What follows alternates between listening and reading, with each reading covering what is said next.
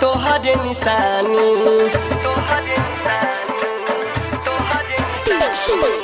पेन्ही के दशहरा घूमब तोहरे निशानी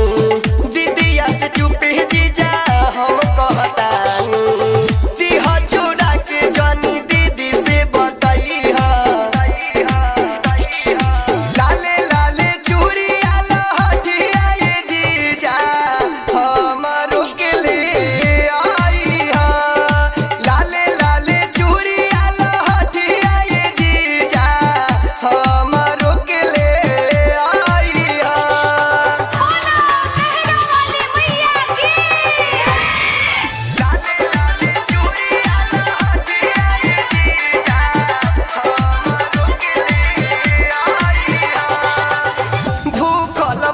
संजय हम नवरात जी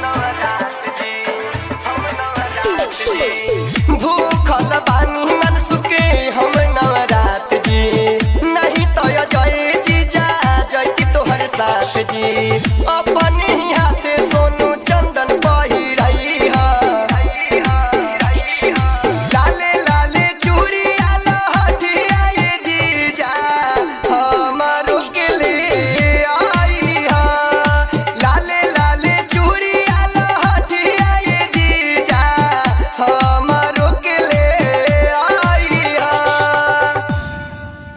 recording studio Gorakhpur. Mobile number 84 23 59 77 72।